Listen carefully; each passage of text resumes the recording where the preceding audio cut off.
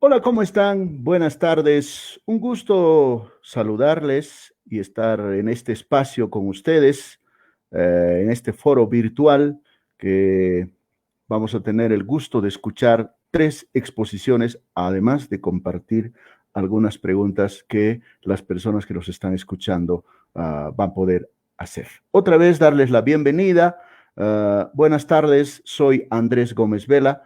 Nos vamos a conectar en esta ocasión por los medios virtuales, como esta, por ejemplo, como este medio, diré, y también por los medios tradicionales, aquellos medios tradicionales como la radio. Vamos a dar la bienvenida a las radios que están con nosotros y que van a reproducir la señal. Herbol en La Paz, a todo el público de Herbol, un gusto, un abrazo. También está Pío 12 de Cochabamba, Pío 12, Radio Pío 12 de Oruro, Radio Alternativa de Santa Cruz, Radio Patujú en Trinidad, en el departamento del Beni, Radio Frontera, allá en la Amazonía, en Pando. Un abrazo para todos ellos. También está Radio Tahuantinsuyu, Radio Pachacamasa, el equipo que nos va a acompañar en Radio Pachacamasa, Dionisia Quispe, Pedro Pablo Pérez y Paulino Guarachi. A todos ellos, un abrazo. También estarán en transmisión en el idioma quechua Radio Aclo, Radio Mojocoya en el departamento de Chuquisaca, Aclo está en Sucre, desde ahí levanta la señal para todo el departamento, y Radio Sudáñez, que también está en el departamento de Chuquisaca, y el equipo de transmisión en idioma quechua estará compuesto por Eloy Balda y Walter Balda. Un abrazo y otra vez, bienvenidos. ¿Cuál es el tema que nos va a ocupar hoy? Hoy en este foro virtual, pues tenemos un tema que lo hemos titulado así. ¿Qué hay detrás de los transgénicos? Es una pregunta que va a tener tres respuestas de tres personas que conocen el tema, estudian el tema, investigan y nos van a responder a esta pregunta. ¿Qué hay detrás de los transgénicos? Este foro se desarrolla a través o después que se aprobó, si recuerdan ustedes, el Decreto Supremo 4232. Ese Decreto Supremo tiene un solo artículo. Ese artículo único dice, de manera excepcional, se autoriza al Comité Nacional de Bioseguridad establecer procedimientos abreviados para la evaluación del maíz, caña de azúcar, algodón, trigo y soya genéticamente modificados en sus diferentes eventos, destinados al abastecimiento del consumo interno y comercialización externa. Tiene dos disposiciones, una adicional y otra transitoria, y se sustenta este decreto en algunos artículos de la Constitución. En el artículo 406, por ejemplo, que se refiere a la obligación del Estado para promover y fortalecer las organizaciones económicas productivas rurales, pero este artículo o este decreto no menciona en la parte de fundamentación el artículo 409 de la misma Constitución, ¿no? Y ese artículo claramente establece que la producción, información y comercialización de transgénicos será regulada por ley y no por un decreto. Bueno, bienvenidos otra vez. Vamos a hablar de este tema que, como les recuerdo otra vez, el título del foro, como les señalaba hace rato, es ¿qué hay detrás de los transgénicos? Vamos a tener tres exposiciones. Les vamos a presentar a nuestros expositores. En un primer momento estará Carlos Vicente, él está en Argentina, nos acompañará desde allá. Luego estará Alcides Vadillo y terminará la ronda de exposiciones Gonzalo Colque Fernández. Le vamos a dar la bienvenida a nuestros tres invitados, pero vamos a comenzar la exposición, por favor, con Carlos Vicente. No sé si podemos dar la bienvenida a los tres previamente. ¿Podemos hacer eso? Saludarles, ¿no? Y darles la bienvenida. Muy bien. Hola, ¿cómo estás, Carlos, un gusto saludarte desde La Paz, Bolivia. Buenas tardes, Andrés, y a toda la audiencia radial y virtual de este foro. Muchísimas gracias por esta oportunidad de compartir estas reflexiones con ustedes. Bienvenido, Carlos. Alcides Vadillo, qué gusto saludarte y qué gusto que puedan escuchar hoy tu exposición, Alcides. Gracias, Carlos. Un gusto saludarte a ti, a todos quienes van a compartir este debate con nosotros, y a Carlos, que desde la Argentina también se une a esta discusión y este intercambio de ideas. Gracias. Muy bien, y vamos a cerrar esta ronda de saludos con Gonzalo Colque Fernández. Gonzalo, un gusto. Andrés, buenas tardes. Un saludo cordial a todos los que nos siguen y estamos aquí con mucho gusto para compartir estos temas que nos apasionan. Muy bien, entonces les damos la bienvenida otra vez y un saludo a toda la gente que nos está siguiendo en las redes sociales y a través de las radios que hemos mencionado. Vamos a empezar este foro con un video. El título del video, Maíz transgénico. Vamos por favor con el video. Maíz transgénico en Bolivia. A pesar de que Bolivia es considerada como un centro de origen de maíces nativos, el maíz transgénico ya está en nuestro país. A pesar de que no existe autorización legal, el maíz transgénico ya se estaría cultivando en Bolivia al menos desde el año 2015. La semilla proviene de los países vecinos, principalmente Argentina, y ahora crece la presión para su legalización. El periódico El Deber reportó que durante la campaña agrícola 2016-2017 se cultivaron 62.550 hectáreas de maíz transgénico en Santa Cruz. Un estudio de CIPA y Probioma de 2017 confirmó la presencia del maíz transgénico en los municipios de Villamontes, Yacuiba, Camiri y Charagua. Y recientemente, los propios personeros de ANAPO reconocieron que se estarían sembrando alrededor de 50.000 hectáreas de maíz amarillo genéticamente modificado en campos de cultivo de Santa Cruz. Los voceros del maíz transgénico, como la Cámara Agropecuaria del Oriente, piden la liberación de semillas genéticamente modificadas en todas sus versiones. Del maíz tolerante al glifosato, del maíz BT resistente a insectos y del maíz HB4 resistente a sequías. De esa manera, quieren incorporar a Bolivia entre los 14 países del mundo dedicados a este cultivo, que principalmente son Estados Unidos, Brasil, Argentina y Sudáfrica. Sin embargo, y al igual que en el sector soyero, la legalización del maíz transgénico tiene un sinfín de implicaciones para el medio ambiente, la salud humana y la vida de los pequeños productores del agro. Además, Bolivia no sería más que un socio subordinado a los intereses del agronegocio transnacional. Tendríamos que importar no solo semillas de maíz transgénico, sino también agrotóxicos o herbicidas más letales como el glufosinato de amonio, además del glifosato. Existen varios estudios científicos que advierten sobre la contaminación genética que ocasionaría la semilla salida de laboratorios sobre el maíz tradicional. Las consecuencias serían potencialmente destructivas para la biodiversidad, la soberanía alimentaria y para los medios de vida de comunidades indígenas y campesinas. La soya transgénica fue legalizada en el año 2005 con el argumento de que ya se sembraba. Ahora, se pretende utilizar el mismo justificativo para legalizar y ampliar la siembra y cosecha de maíz transgénico en Bolivia.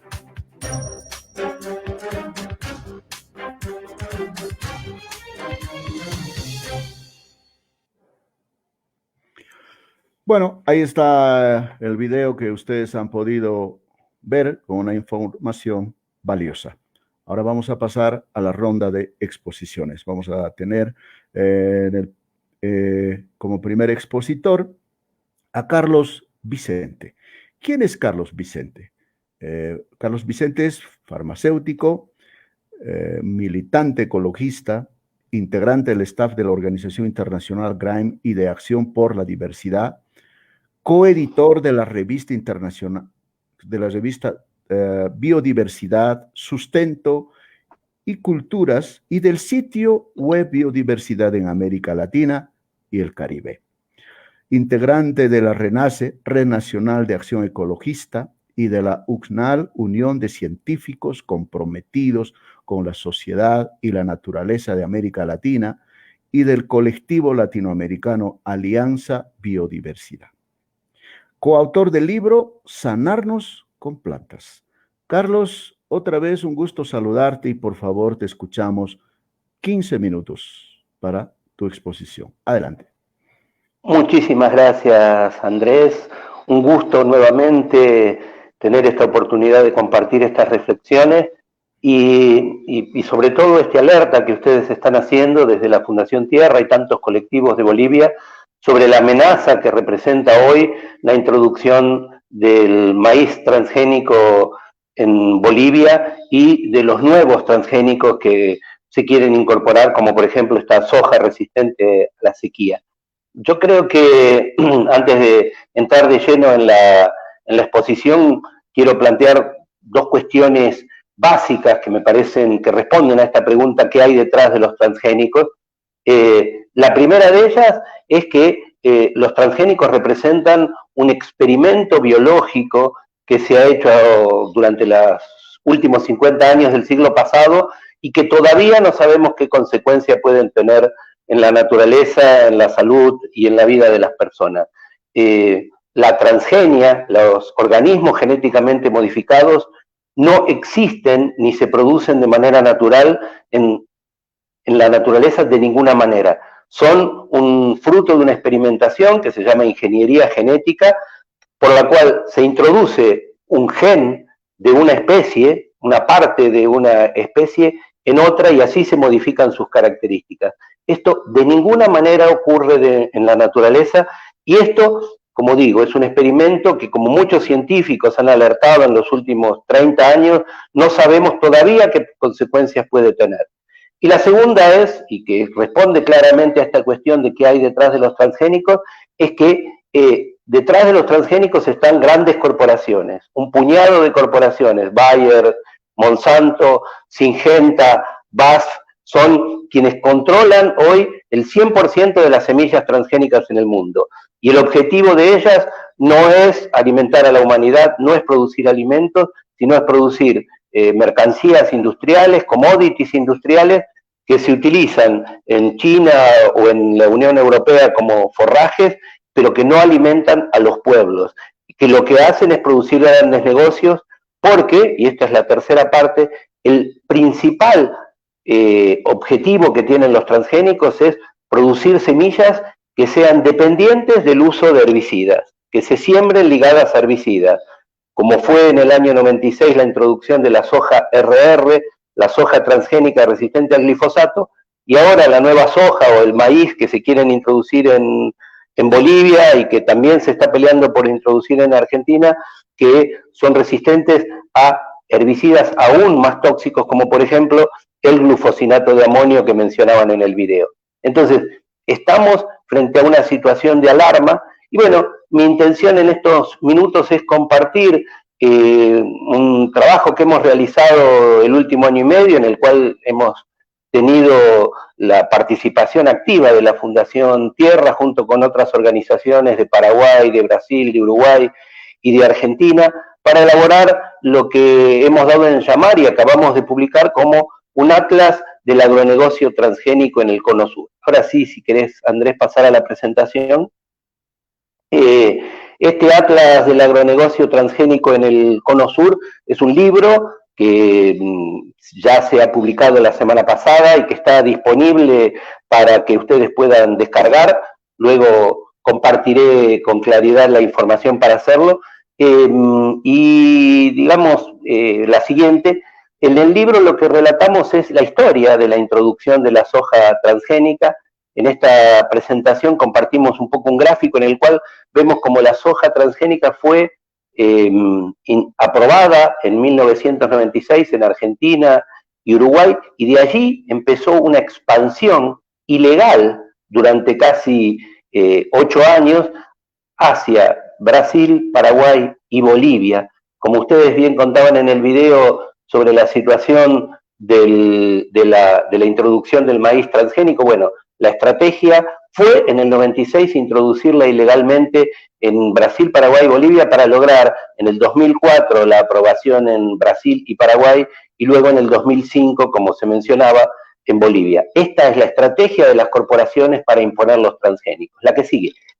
Y bueno, para ver para qué sirven esos transgénicos, aquí lo vemos con claridad en esta diapositiva, que los transgénicos sirven para alimentar ganado. El 89% de la soja uruguaya tiene destino China, la soja de Paraguay se exporta en su mayor parte a Argentina, y el poroto de soja de Argentina y Brasil va fundamentalmente a China. Entonces, tenemos que tener en cuenta que cuando se hace agroexportación de estos commodities, nosotros, cada uno de los pueblos de estos países, estamos perdiendo producción de alimentos porque la tierra se utiliza para producir mercancías que se exportan. La que sigue. En esta diapositiva que continúa, mostramos algo que muestra lo estratégico que es que Bolivia pueda seguir resistiendo la introducción de transgénicos. Tenemos que tener en cuenta que en el resto de los países andinos, en Perú, hay una moratoria a los transgénicos desde hace 10 años, en Ecuador están prohibidos constitucionalmente, y en Bolivia, comparado a Argentina, Brasil, Paraguay y Uruguay, hay solamente un evento transgénico aprobado, que es la soja RR. Se ha avanzado y ahora este decreto que ustedes están mencionando y denunciando es el que pretende que haya un aluvión de transgénicos para llegar a los 60 que tiene aprobados Argentina u 85 que tiene aprobado Brasil. La que sigue. Entonces, si nosotros miramos el mapa de los territorios, vemos cómo realmente ha habido una invasión. Piensen ustedes que desde el 96 hasta hoy, 24 años, hemos llegado a un resultado en el que Argentina tiene más de 20 millones de hectáreas sembradas con soja. En Brasil son 36 millones de hectáreas sembradas con soja. Paraguay, que también es uno de los grandes productores mundiales de soja, 3.400.000 hectáreas. Bolivia y Uruguay, 1 millón de hectáreas. Este es el modelo que se ha impuesto, que en algún momento, desde Syngenta, una corporación de las que imponen sus venenos y sus semillas transgénicas, bautizaron como la República Unida de la Soja. Esto es lo que nosotros tenemos que resistir y estamos resistiendo en cada uno de los países, pero hoy es estratégica la resistencia que se está dando en Bolivia. La que sigue. Y algo que es muy importante tener en cuenta, y por eso es de que hablamos de este experimento a cielo abierto que son los transgénicos, ¿cómo se aprueban los transgénicos en cada uno de nuestros países? En todos los países se aprueban con estudios que son presentados por las mismas empresas. En Argentina, la soja transgénica en el año 96 se aprobó por un decreto que estudió un documento de Monsanto en 81 días, un documento que se presentó solo en inglés y que así se le dio el ok para su siembra. No hay estudios independientes y no hay tampoco acceso a la información para poder saber cuáles son los motivos de la aprobación y cuáles son los trámites por los que se realiza. La que sigue.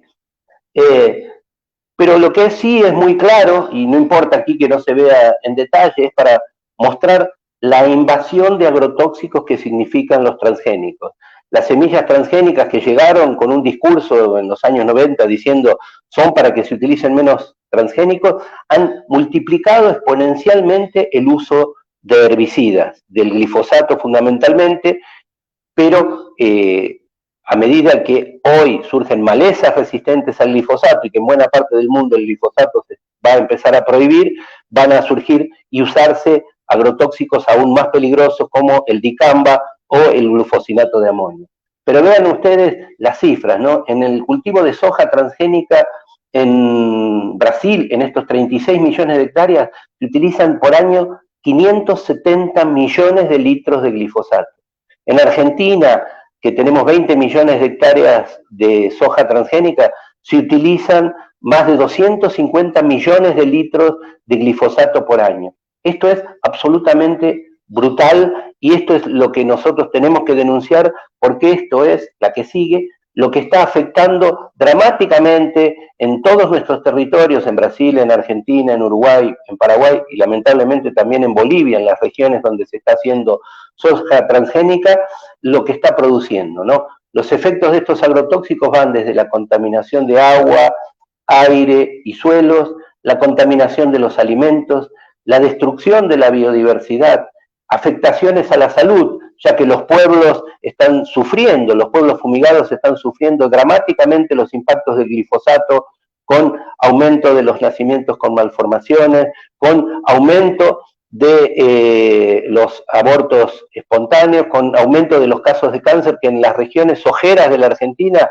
llegan a ser el triple de lo que es la media nacional. Entonces, necesitamos denunciar esto. En Argentina se está haciendo fuertemente. La lucha por limitar las fumigaciones está ocupando todos los territorios donde se siembra soja, en la provincia de Santa Fe, en la provincia de Buenos Aires, en Córdoba, en la provincia de Entre Ríos, y se han logrado importantes logros por ahora limitando las fumigaciones, pero en muchos municipios ya empezando proyectos para hacer una transición hacia la producción agroecológica.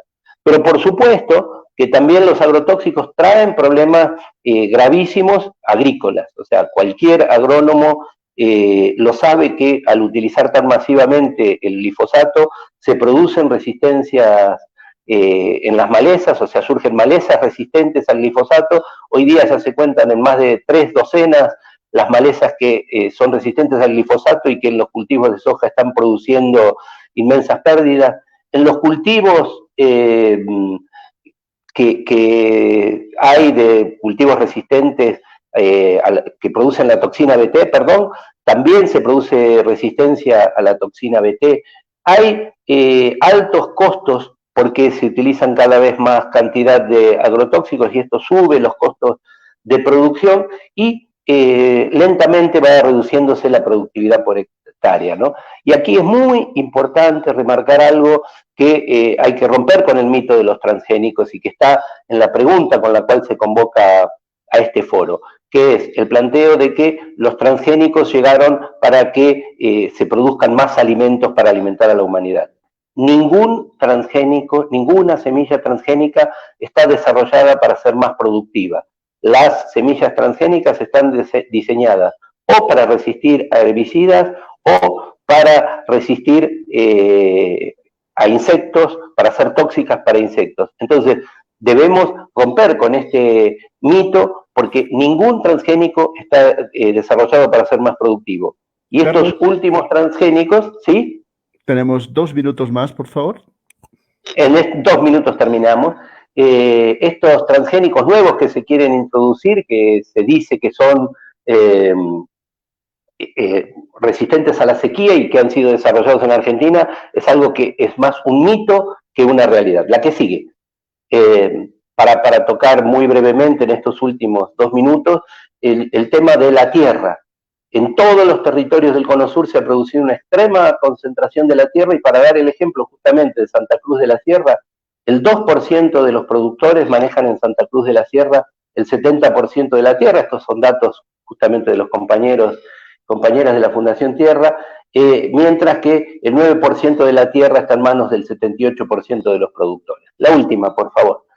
Y simplemente agradecerles a la Fundación esta oportunidad. Me alegra mucho que luego tengamos tiempo de conversar, de escuchar preguntas y reflexiones, y sí invitarlos a que desde este sitio web, biodiversidadla.org /atlas, biodiversidadla.org /atlas, puedan descargar el atlas que, como hemos visto, también además está disponible en el sitio web de la Fundación Tierra. Así que nada más, que seguimos conversando con ganas de escuchar a los compañeros de la Fundación. Muchísimas gracias, Carlos. Sí, vamos a tener la oportunidad de poder intercambiar preguntas. Vamos a tener preguntas de la audiencia que nos sigue a través de las redes sociales, los públicos de las redes sociales. Y por supuesto, también nos están siguiendo en las radios, la Red Herbol y la radio Pachacamasa y la radio ACLO en la capital, en el departamento de Chuquisaca. Vamos a dar la bienvenida ahora, con la segunda exposición, a Alcides Vadillo. Alcides, ¿quién es Alcides Vadillo? Alcides Vadillo es abogado boliviano, nacido en Santa Cruz. Alcides es especialista en materia agraria, y derechos de los pueblos indígenas, especialista en derechos de los pueblos indígenas.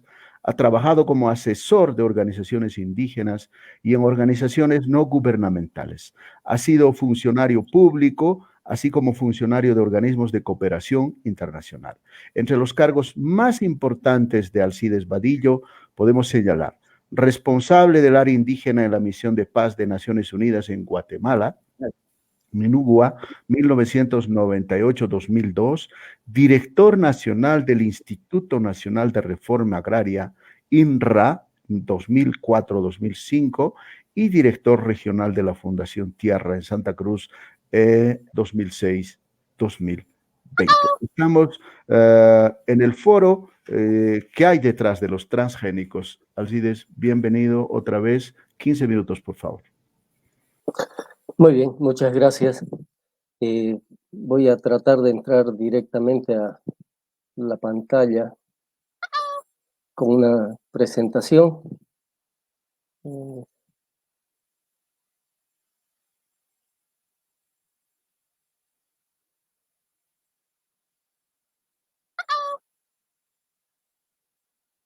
Perdón, estoy con... Ahí está.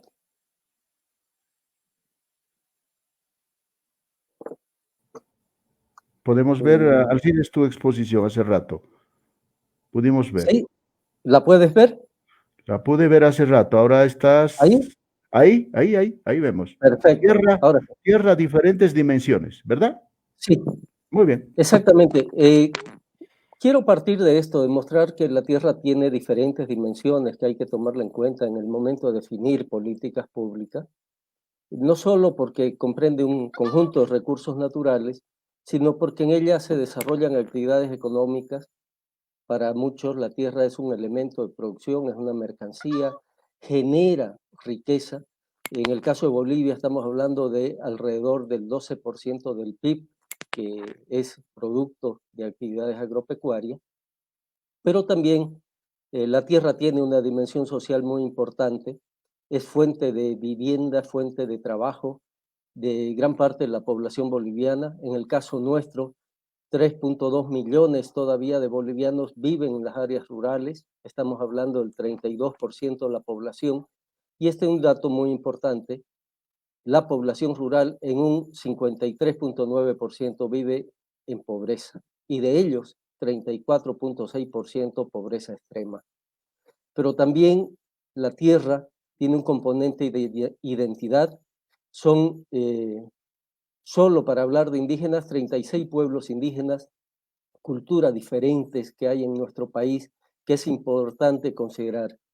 Pero también la tierra es agua, es aire, es bosque, es vida, es biodiversidad.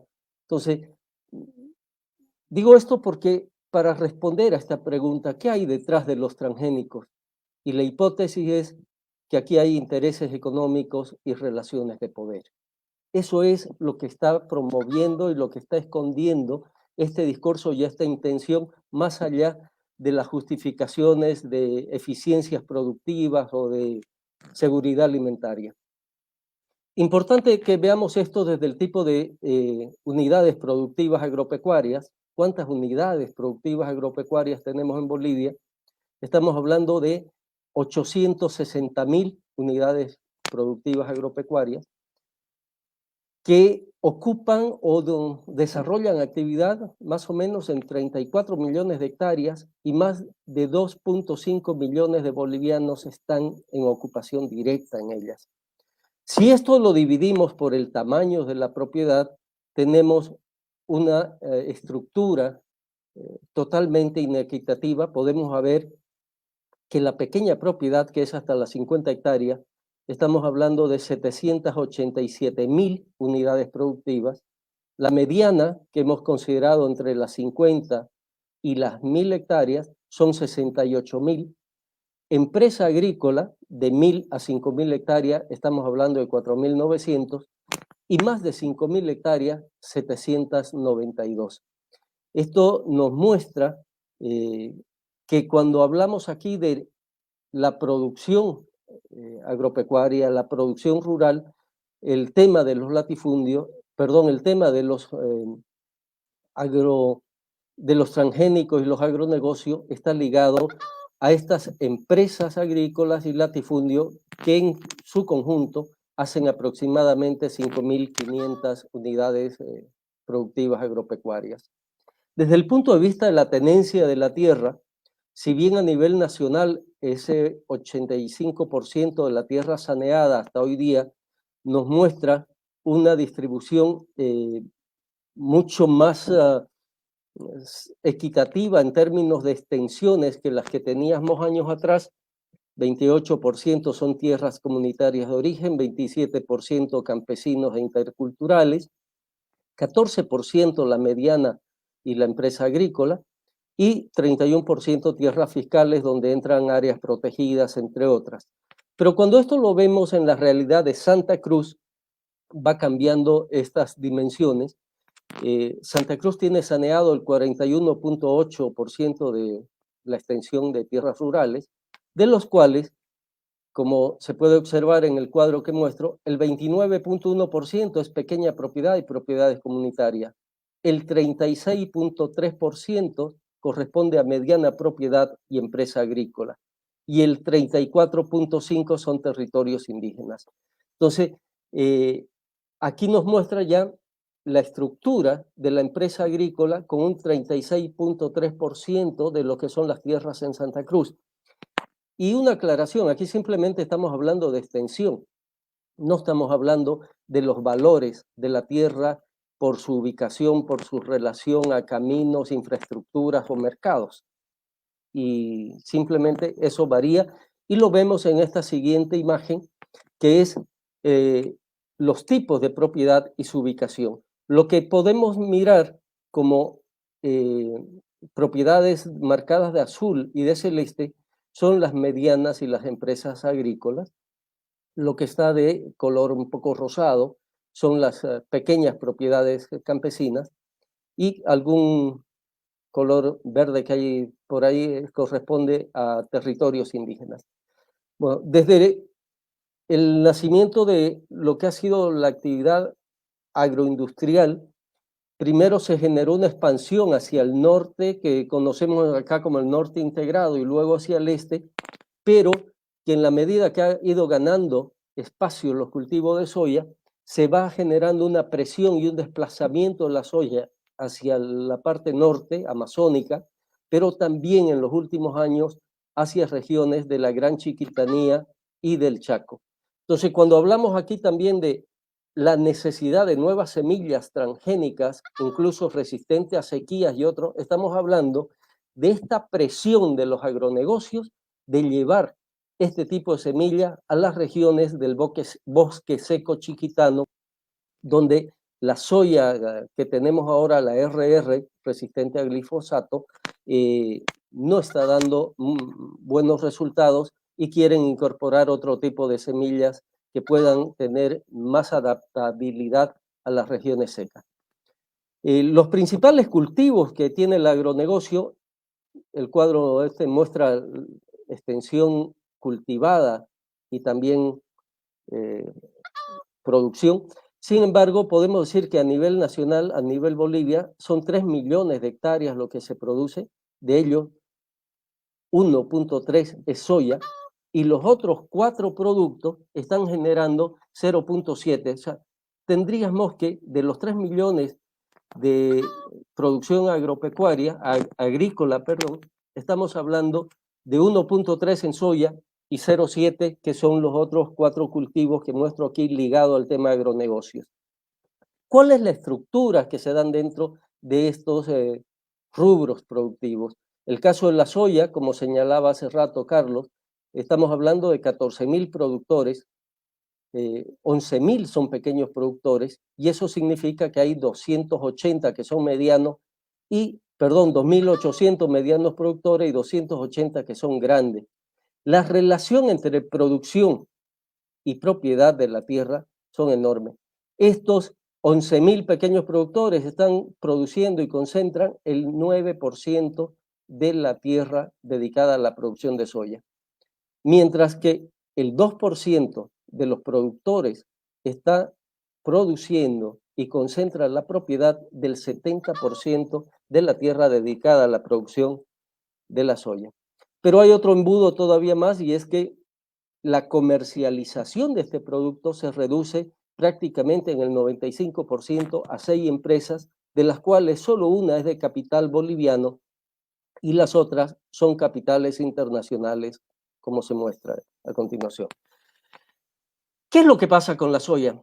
Nos viene de fuera maquinaria, semilla, agroquímicos e incluso capitales, y lo que estamos generando dentro del territorio nacional es que nosotros aportamos con tierra, agua, fertilidad de suelos, trabajo y en cierto modo capital.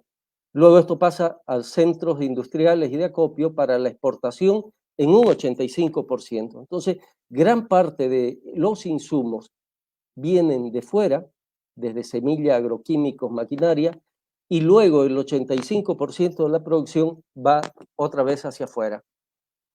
Con el tema del maíz es bastante diferente, primero porque el maíz se produce en los 9 departamentos de Bolivia, y aunque Santa Cruz se considera que produce el 60% del maíz y son 16.000 productores, de acuerdo a estudios de CIPCA, el 95% de estos 16.000 son pequeños productores y el 5% que equivalen a 800 productores serían los medianos y grandes. El tema del maíz en la región andina es un producto que ocupa a 190.000 pequeños productores. Entonces, en el tema de los transgénicos para el maíz, no podemos, en función de intereses y criterios productivos de mercados, definir políticas en función de estos medianos y grandes productores, que son alrededor de 800, cuando los productores total que hay en el tema del maíz a nivel nacional sobrepasan los 200.000. Esto es necesario considerar a la hora de elaborar políticas públicas. Y un último punto que quisiera poner, y es la estrecha relación que hay entre lo global y lo nacional. Algo explicaba ya Carlos. Tenemos que, es importante que la gente sepa, en el país son 194 países del mundo y son 5 países los que concentran el 91% en la producción de transgénicos. Hay otros 21 países que generan ese otro 9%, entre los que está Bolivia. Eso significa que hasta la fecha hay 170 países en el mundo que no usan transgénicos como nos quieren hacer creer. Por otro lado, tenemos que en este momento se han generado una fusión de empresas y son 3 grandes empresas, Bayer unida con Monsanto, la Dow y la DuPont, que son americanas, Chen China y Syngenta, que Syngenta ahora también ya es propiedad china. Estas 3 grandes empresas concentran la mayoría de los suministros agrícolas del mundo, 61% de las semillas, 70% de pesticidas y productos químicos y casi la totalidad de los patentes de transgénicos. Este es un interés concreto, esto es lo que está detrás del tema transgénico. Aquí, para cerrar, hay una división internacional del trabajo que nos ha asignado a los países de la periferia ser productores de materia prima.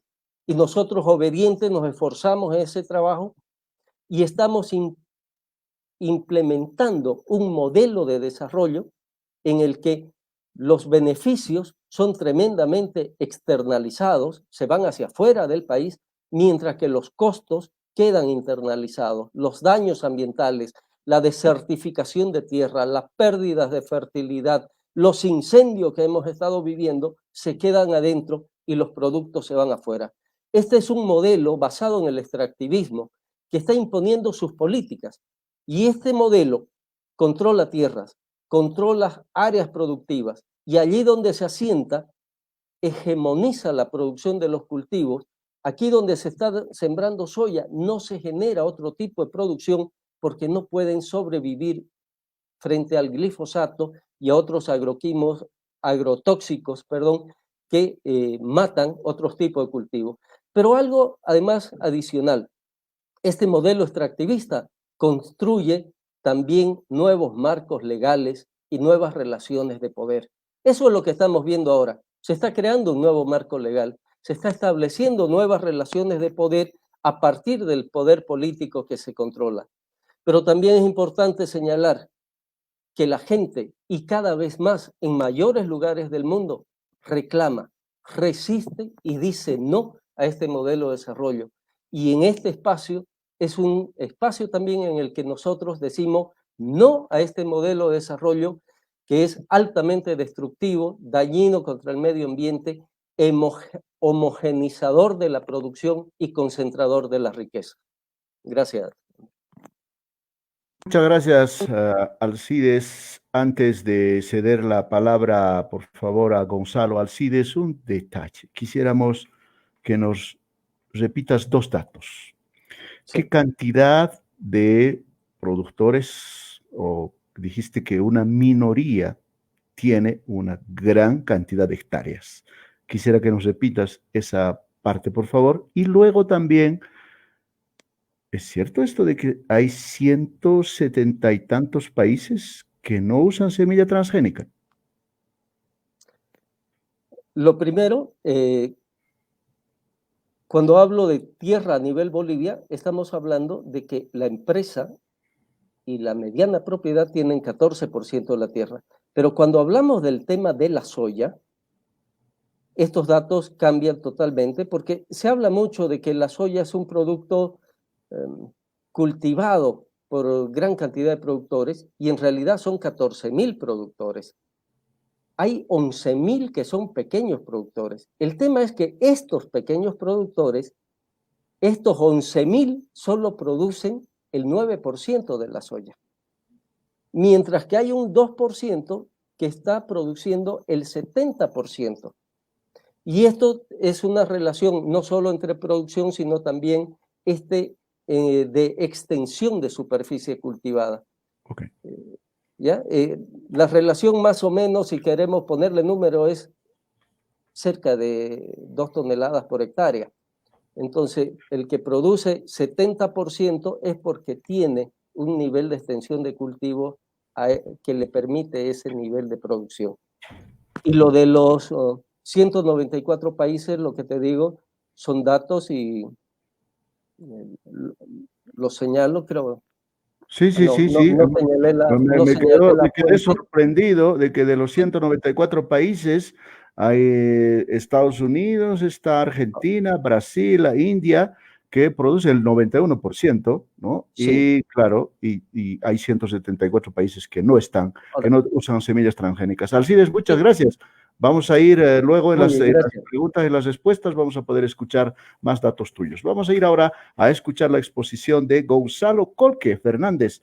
Gonzalo Colque es economista con especialidad en desarrollo rural, tiene una maestría en estudios agrarios y medioambientales del International Institute of Social Studies, IS, la Haya, Holanda. Actualmente es director ejecutivo de la Fundación Tierra.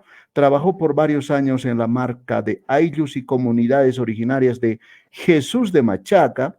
Ha sido miembro del equipo de investigadores jóvenes del programa de investigación estratégica en Bolivia, PIEF, y además es autor de varios libros, ensayos y artículos académicos. Gonzalo, adelante, 15 minutos, por favor. Muchas gracias, Andrés. Un saludo cordial a todos. Ya que ha mencionado Jesús de Machaca y sé que están escuchando por Pachacamasa, quisiera saludar también en Aymara a los hermanos de allá, ¿no? Kitanakate esta nepta Aymarata arumta señana hilana kulikanaka olike ukam tanta chastanaja para que peñataki acá agronegocios, soya, transgénicos haykonakata. Walik Sañane, Kitinakate, esta nepta Aymar Arusat. Tengo una presentación que quiero pasar rápidamente a mostrarles por el tiempo.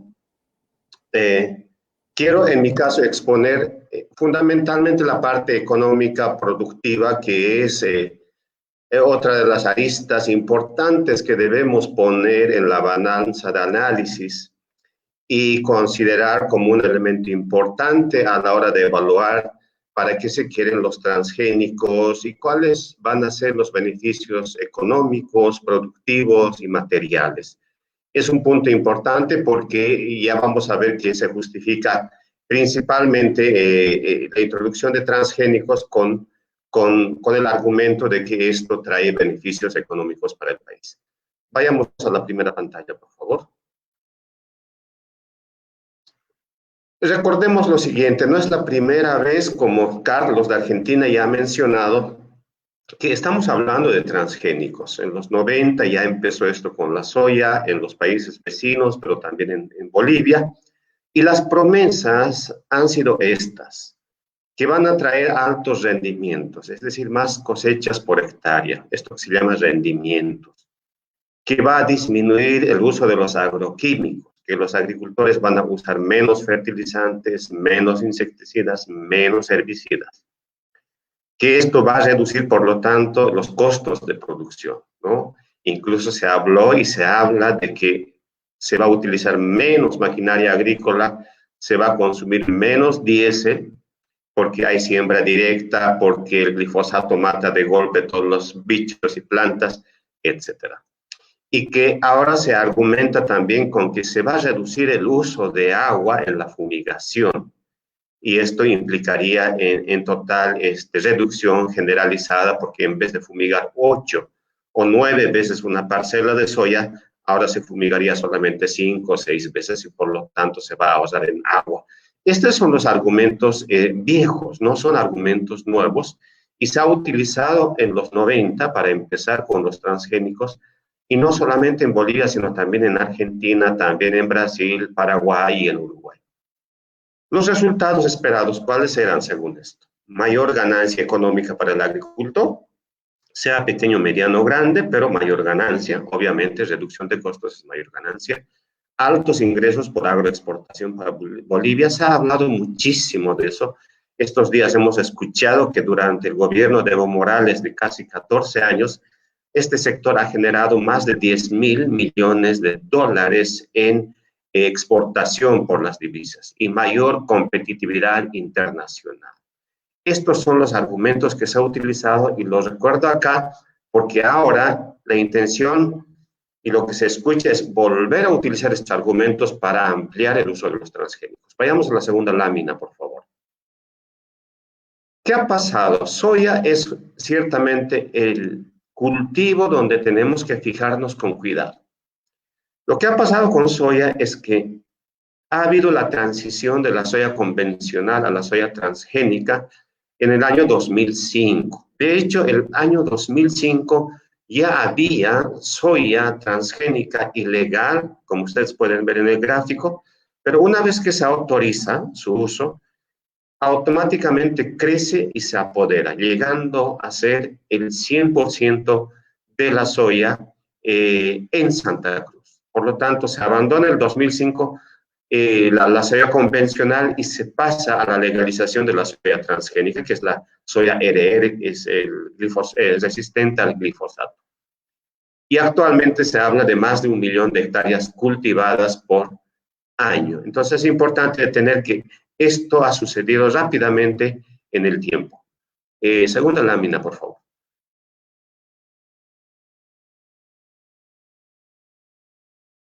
Esta lámina presenta 3 datos importantes para estudiar. La superficie cultivada, que es la parte de abajo en la línea café roja, la producción, que sería la línea verde en toneladas, y la línea azul de arriba son los rendimientos por hectárea, ¿no? Los rendimientos por hectárea. Queremos centrar la atención en los rendimientos agrícolas.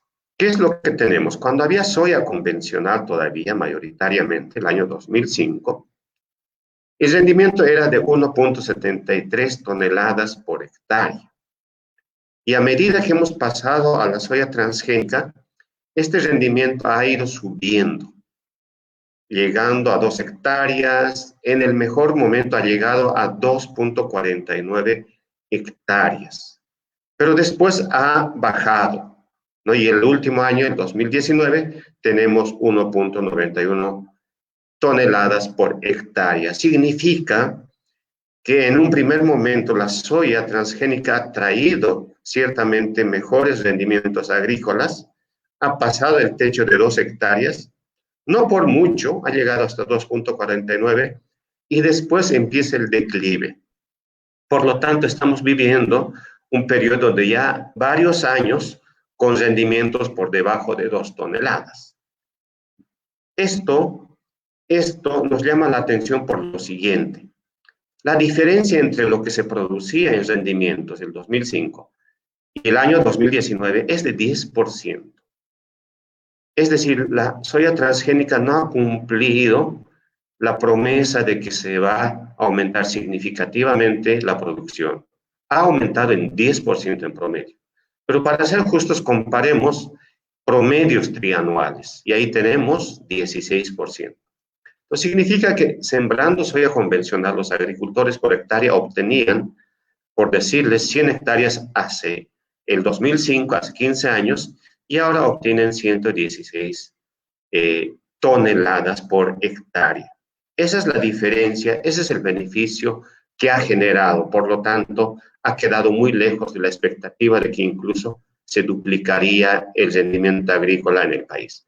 Vayamos a la siguiente gráfica, por favor.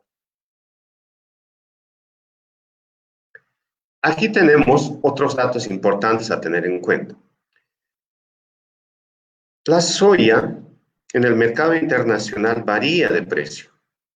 El mejor momento para la soya ha sido el año 2011, 2012 hasta 2013, cuando el precio por tonelada ha llegado a $650 por tonelada. Ha sido un momento de boom que ha pasado y después ha venido el declive, $300, ha bajado por debajo de 300 y ahora el deseo de todos es que por lo menos se estabilice en $300 la tonelada. ¿Por qué? Porque, como hemos visto, por hectárea se saca menos de 2 toneladas. Pero la producción por cada hectárea con soya transgénica, con glifosato, con herbicidas, con los químicos, tiene un costo. Y el costo va subiendo a medida que pasan los años. Y lo que quiero mostrar en esta gráfica es que la subida en los costos es más rápido que la subida en los precios de soya. De modo que en este momento estamos llegando a un momento prácticamente en que los costos de producción se igualan con los ingresos por venta de soya. Fíjense ustedes en ese gráfico. El año 2002, según ese gráfico, costaba $263 producir en una tonelada soya. Y este costo ha pasado del 2016 a $463. Ahora ANAPO señala que podría ser mucho más dependiendo de las zonas, de las regiones y del tamaño. Pero estamos hablando primero que los costos de producción han subido permanentemente. Los ingresos también han subido porque los precios de la soya han mejorado. El mejor momento ya ha pasado. El 2002 era $308 la tonelada. No, en este caso es por 2 toneladas, considerando que estamos hablando por hectárea, y el año 2016 estamos hablando de $480. Haciendo diferencias, lo que encontramos en el tiempo es que la utilidad del productor promedio, que antes más o menos obtenía $45 por hectárea, ha bajado a 17 toneladas, y esto fácilmente podría llegar a 0 e inclusive provocar quiebras a muchos pequeños productores en especial. Entonces, lo que tenemos es que, en segundo lugar, el problema que está atravesando este sector tiene relación con la fragilidad económica que se muestra en el tiempo. Y las razones básicamente son 3.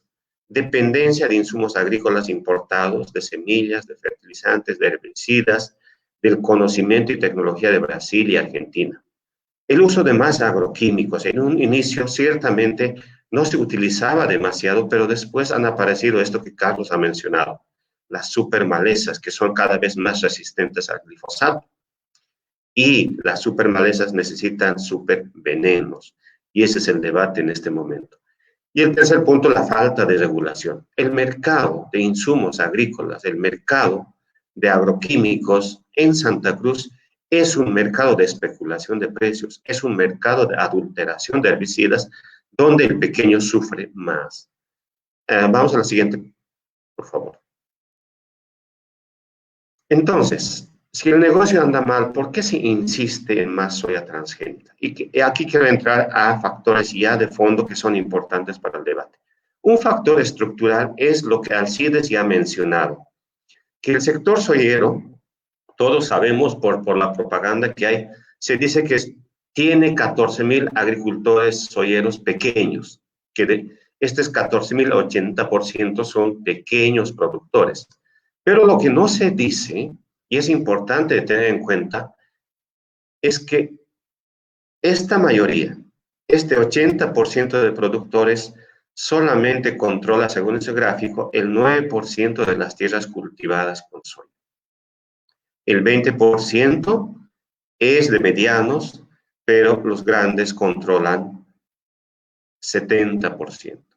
¿Y cuántos son los grandes? Es el 2% del total de los soyeros.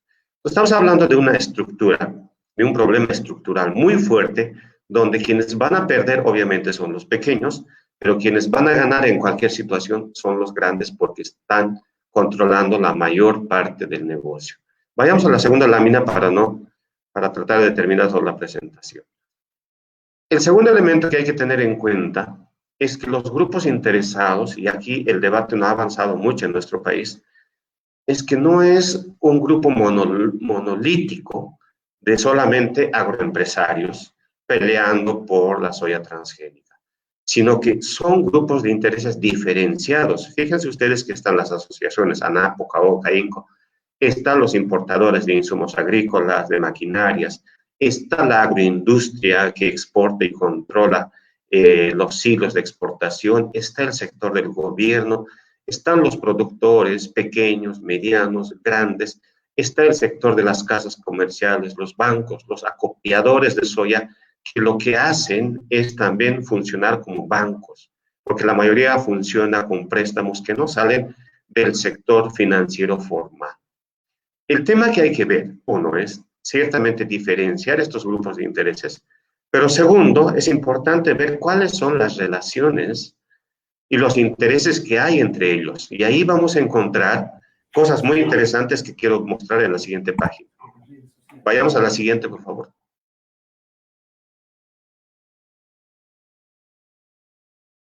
Aquí estamos viendo un primer intento de mapear estos intereses y los poderes que están detrás del agronegocio. Y lo que vemos, por ejemplo, es que muchos importadores de insumos agrícolas en este momento son del gobierno o son de las asociaciones. El director de INIAF es un importador de soya transgénica. Ya voy a acabar. Por favor, después nos pues no me detengo más acá, paso a lo siguiente, pero es importante tener este mapa de poder. Vamos al siguiente. Bien, entonces las motivaciones económicas en realidad son diferenciadas, eso es lo que quiero decir con todo esto, que por un lado ciertamente hay actores del sector agropecuario, cruceños sobre todo, que tienen intereses de mejorar su productividad y la parte económica. Los pequeños, por ejemplo, algunos medianos, el sector de servicios agropecuarios, los profesionales en agronomía, hasta cierto punto algunas empresas transnacionales porque viven de eso. Pero hay otro grupo que tiene intereses extraproductivos que por otras razones están en esta pelea. Por ejemplo, los importadores de insumos agrícolas. Ellos quieren un mercado, quieren vender más, no importa si son transgénicos o no. Los rentistas de la tierra, que son los medianos y los grandes productores, que propiamente no son sinónimos. El propietario de tierra no es sinónimo de productor en Santa Cruz, ¿no? Y el agropoder que tiene acceso a los recursos públicos. Vayamos a la segunda para terminar, por favor, si no, resumo las respuestas. Entonces, el modelo transgénico hace posible en este momento la captura y control de recursos de dominio colectivo en forma de privatización de recursos naturales, en forma de captación de los recursos públicos, en forma de privilegios sectoriales, por ejemplo, al no pagar o casi no pagar impuestos por tierra o impuesto por el régimen agrario unificado, y se beneficia un sector privilegiado, obviamente. Lo segundo es que es un modelo, el modelo que tenemos es un modelo muy pobre en generar valor agregado, pero es muy competente para canalizar beneficios extraproductivos hacia este sector pequeño pero poderoso. Tercero, hay una narrativa de que este modelo exitoso es bueno para el país, que existe, pero a su vez esta narrativa está combinada con un discurso de victimización cuando aparecen ocasiones como el conflicto de COVID, por ejemplo. Ahí se demandan muchos nuevos favores y concesiones de parte del Estado. Vayamos a la última página, por favor, 30 segundos. Entonces, hay alternativa al modelo que se agota. Lo primero que hay que tener para el debate es que este sector no se va a agotar de por sí, en tanto canalice recursos que provienen no precisamente del valor agregado, de las cadenas productivas, sino que como sector puede alimentarse y puede mantenerse y crecer como lo tiene en otros países. Lo que importa en este debate es hablar de la transición hacia una agricultura sostenible, pero esta transición no es nada fácil, más bien es un proceso complejo que tenemos que empezar ya, donde obviamente Santa Cruz puede reinventarse como un modelo agroexportador en otros términos. ¿Qué se puede hacer? No hay una solución mágica. Lo que hay que hacer es iniciar un proceso que, por ejemplo, implique estas cosas. Un Comité Nacional de Investigación multidisciplinario, un diagnóstico del estado de situación por sectores, mesas de diálogo multisectoriales, ¿no? Para quitar estas verdades populares que a veces se mencionan en los medios, y obviamente aplicar la democracia participativa y la consulta ciudadana para decidir si los bolivianos queremos más o no de transgénicos. Creo que estos puntos son importantes para que en realidad pensemos en una política de Estado para la agricultura en general, porque lo que está en crisis no solamente es Santa Cruz, sino es todo el modelo agropecuario boliviano. Con eso termino hasta ahí, Andrés. Bueno, muchísimas gracias, Gonzalo, por la intervención. Nos despedimos de la audiencia de Herbol, Radio Pío 12 Cochabamba, Radio Pío 12 Oruro, Radio Alternativa de Santa Cruz, Radio Patujú de Trinidad, Radio Frontera de Cobija, Pando, y también, bueno, agradecemos la transmisión en Aymara de Radio Pachacamasa, de Radio Tahuantinsuyo. El equipo que ha estado transmitiendo en Aymara está integrado por Dionisia Quispe, Pedro Pablo Pérez y Paulino Guarachi. Y por supuesto la transmisión en quechua que ha sido piloteada por Radio ACLO, cuya sede está en Chuquisaca, en la capital de Bolivia, en Sucre, y el equipo de transmisión integrado por Eloy Balda y Walter Balda. Además, Radio Mojocoya y Radio Sudañez. Hemos escuchado las exposiciones de Carlos Vicente, Alcides Vadillo y Gonzalo Colque. Vamos a ir ahora como les decía, nos despedimos de la audiencia de las radios, pero vamos a seguir nosotros a través de las redes sociales. Así que no se vaya, vamos a continuar en la transmisión a través de las redes sociales. Y vamos a ir de inmediato a las preguntas. Vamos a alertar, por favor, la primera pregunta, pregunta Fernando Alcons, es una pregunta para Carlos Vicente. Carlos, atento, por favor. ¿Cuáles son los efectos en la salud de las personas afectadas por la fumigación con agroquímicos en los campos de soya en la Argentina? Carlos, por favor. Muy bien, muy interesante la pregunta, porque este es uno de los impactos más visibles, porque las comunidades afectadas, que se dan en llamar pueblos fumigados, están resistiendo y denunciando. Y hay estudios concretos. La Facultad de Medicina de la Universidad Nacional de Rosario ha realizado durante los últimos 10 años más de 32 campamentos sanitarios, entrevistando a más de 100.000 personas, y los hechos bien concretos se ha comprobado que los aumentos de cáncer en la población por exposición no solo al glifosato, sino a otros agroquímicos, como mencionaba antes, son 3 veces lo que es la media nacional de casos de cáncer, y que aumentan enfermedades vinculadas a cuestiones hormonales y que también aumentan los nacimientos con malformaciones y los abortos espontáneos. En Argentina, y vale la pena remarcarlo, el doctor Andrés Carrasco, investigador del CONICET, el Consejo Nacional de Investigaciones Científicas y Técnicas, denunció al glifosato en el año 2009 por su efecto embriotóxico, por su toxicidad en embriones de anfibios, que es perfectamente trasladable a la situación de los seres humanos. Y por otro lado, y con esto cierro, recordar que la Organización Mundial de la Salud en el año 2015, en marzo del 2015, reclasificó al glifosato como probablemente cancerígeno. Entonces, no estamos hablando de una hipótesis, sino de hechos concretos de investigación científica y de posiciones de organismos internacionales. Finalmente, en Estados Unidos hay más de 50.000 juicios vinculados a la acción carcinogénica del glifosato, vinculada a la producción de un linfoma no Hodgkin. En este momento Bayer está tratando de arreglar con las víctimas, pagando $10.000 millones para compensarlas y que se termine este escándalo internacional que produce el efecto cancerígeno del glifosato. Muy bien, muchas gracias, Carlos. Gonzalo, hay unos datos que dabas y a mí me sorprendió. Por ejemplo, señalabas que han subido los costos de producción, ¿no?, de la soya. Y claro, eso significa que ganan más o menos los empresarios. Hice un cálculo a partir de los datos que señalabas, que el 2016, si restamos los costos de producción de las utilidades, apenas significa $17 por hectárea. ¿Es así? Sí.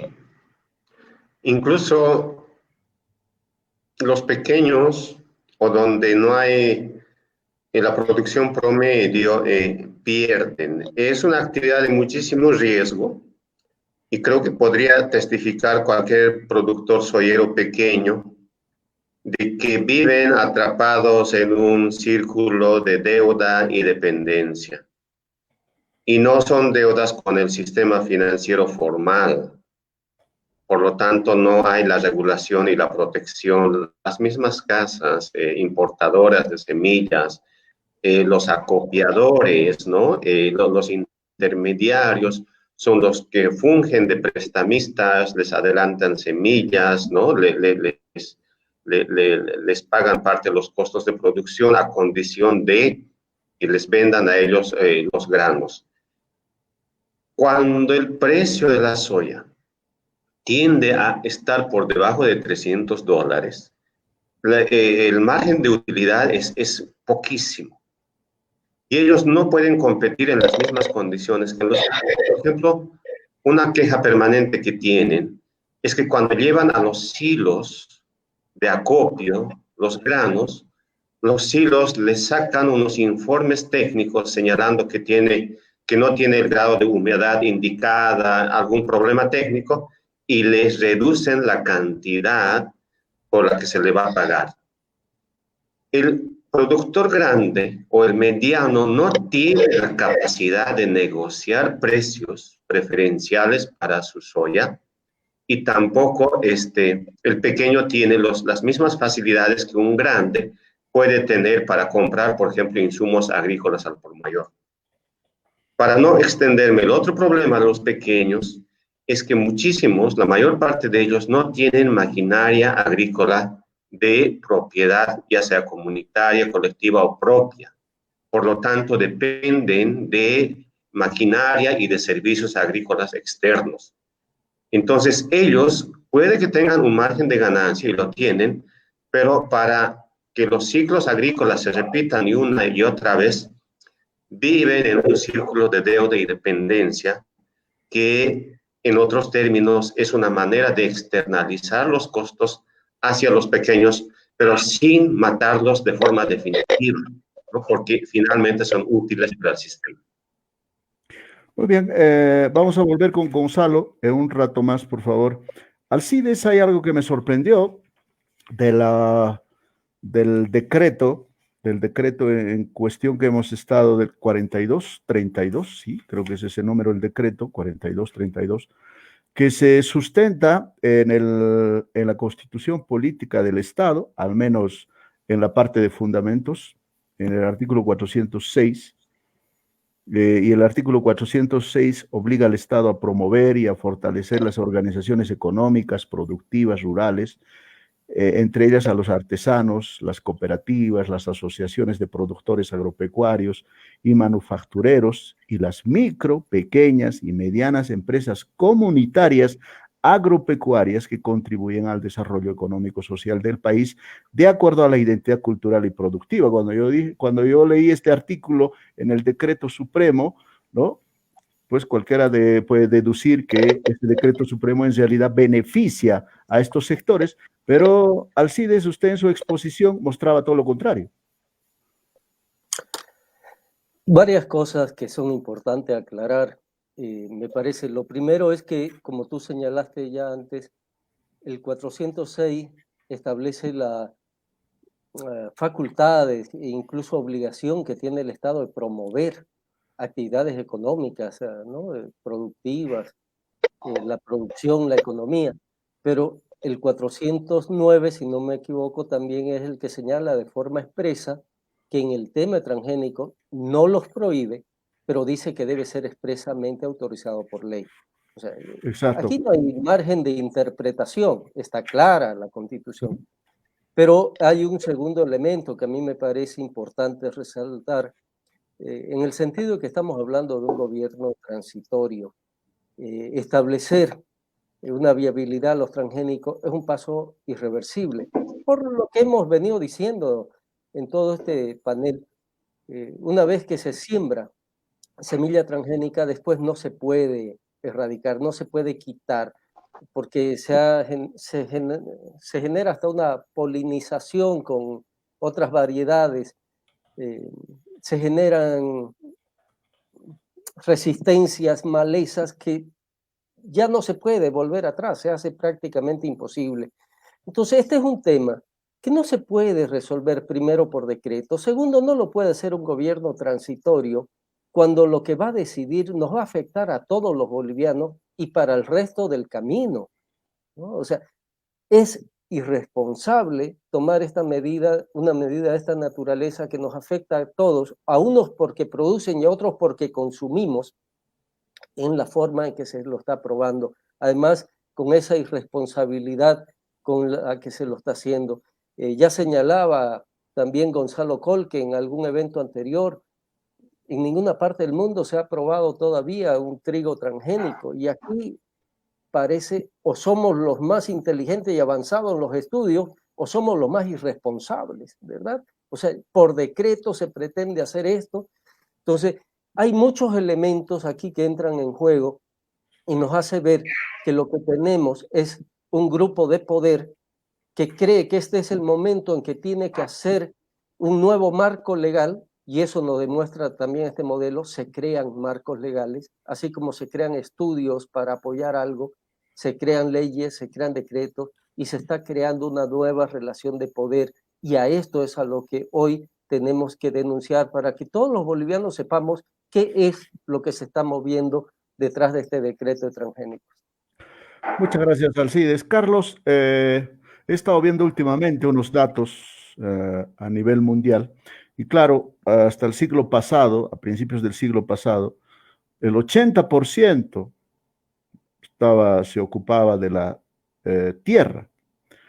Pero en estos principios de siglo, en las primeras décadas, vi algunos datos, el 2010, solo el 3%, ¿no? Se ocupa de la producción agrícola a nivel del mundo, es un promedio.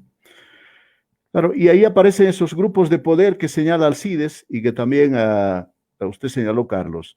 ¿Hay alguna relación entre estos grupos de poder que están detrás de los transgénicos, los grupos de poder de Argentina, de Brasil, de Bolivia? ¿Tienen alguna relación? Bueno, como vos lo planteás con claridad, en el mundo se está produciendo un proceso de concentración de tierra y de acaparamiento de tierra que es extremadamente grave, ¿no? Nosotros, en relación, desde Grain, en relación a la situación de la tierra en el mundo, hace algunos años hicimos un estudio país por país para todos los países del mundo, de cuánta tierra estaba en manos de grandes terratenientes y poderes concentrados y cuánta tierra estaba en manos de agricultores campesinos, agricultores familiares, pueblos originarios, ¿no? Y la conclusión es dramática porque hoy en el mundo por lo menos el 75% de la tierra está concentrada en manos de grandes terratenientes, de grandes propietarios, y apenas el 25% está en manos de los millones que producen realmente los alimentos que comemos cada día, en manos de los pueblos originarios, en manos de los campesinos y campesinas. Esta situación es doblemente dramática porque este cercamiento que se está produciendo sobre los pueblos originarios, sobre los pequeños productores, está produciendo que sean quienes hoy están pasando más hambre en el mundo, sean quienes hoy están siendo desplazados, porque este modelo de concentración de la tierra avanza y lo sigue desplazando, como en el Atlas del agronegocio lo expresamos, con violencia en muchísimos casos, en Brasil, en Paraguay, en Argentina. Y por otro lado, porque la realidad, y esto es bien concreto y creo que el pueblo boliviano lo sabe con claridad, quienes producen los alimentos que comemos cada día son pequeños agricultores, agricultores familiares, campesinos y campesinas. Nuestros cálculos hablan de que el 70% de los alimentos en el mundo son producidos por pequeños agricultores. Entonces, ellos, que tienen apenas el 25% de la tierra, son los que alimentan a la humanidad, y hoy la realidad y la necesidad es que para avanzar hacia un camino de la soberanía alimentaria necesitamos replantear también esa concentración de la tierra, ¿no? Muchas gracias, Carlos. Gonzalo, ¿existe algún estudio sobre qué variedades de papas transgénicas se producen en el altiplano? ¿Hay papa transgénica? No conozco ese campo. Ajá, muchas gracias, Gonzalo. Y otro detalle que me llamaba la atención es, Gonzalo, estos grupos de poder que señalaba, que es una minoría, estamos hablando del 2%, que tiene el 70% de la producción agrícola, ¿tiene nexos con el poder político o se dedican estrictamente a lo agropecuario, a lo agrícola? Sí, es un punto que he pasado muy rápido en mi presentación. En realidad yo creo que es el núcleo de trabajos de investigación y de debate en términos económicos y políticos que deberíamos tener en el país. Sucede que el dato que más o menos conocemos por los trabajos de investigación en el país es que la estructura de la tenencia de la tierra es bastante inequitativa, demasiado inequitativa en Bolivia, y que la titulación del Instituto Nacional de Reforma Agraria no ha hecho más que consolidar ese modelo dual en la tenencia de la tierra, que ya lo teníamos desde hace muchísimas décadas. Ese es un primer dato importante, la estructura inequitativa. El otro dato que todavía debemos desgranar con mayor cuidado, creo que en Argentina han avanzado más que nosotros en eso, es el hecho de que esa minoría que controla la mayor parte de las tierras es también a su vez todo un mundo de relaciones de poder y de intereses. No es sinónimo de productores que generan valor agregado en la producción agropecuaria. Para ponerte algunos ejemplos, un propietario de tierra en Pailón de varios miles de hectáreas, ¿no? Y esto no es nada, más bien es una parte promedio, digamos, de lo que sucede en esa región, es que alquilan la tierra a terceros, otros productores, emprendedores, el sistema pool creo que se llama en Argentina, ¿no? Donde participan agricultores de Brasil o de Argentina, ¿no? y viven de la renta de la tierra. Y la renta es importante para ellos porque no son propiamente productores. Por lo tanto, no se capitaliza y no se genera valor agregado y no se crean nexos o eslabonamientos económicos con otros sectores productivos. Porque lo que tenemos es muy pobre. La industria alimentaria que tenemos en el país es pobre, ¿no? En términos de autoabastecimiento. Estamos vendiendo soya a Perú, estamos vendiendo soya a Colombia y a su vez estamos consumiendo productos procesados que vienen con esa soya al país. Esa es la realidad económica que tenemos. Entonces, primero tenemos rentistas de la tierra, que no son propiamente productores. Y el segundo elemento importante a tener en cuenta es que muchos de los que están pidiendo la liberación de 5 cultivos transgénicos en realidad desean capitalizar y mejorar el precio de la tierra en el mercado. Una cosa es que tú vendas tierra con muchas limitaciones, restricciones de protección de bosques, y otra cosa es que tú empiezas a vender tierras recién tituladas que ya tienen libertad para cultivar transgénicos, flexibilización de la norma para desmontes, para quemas, ¿no es cierto? Entonces, hay un componente especulativo en este proceso.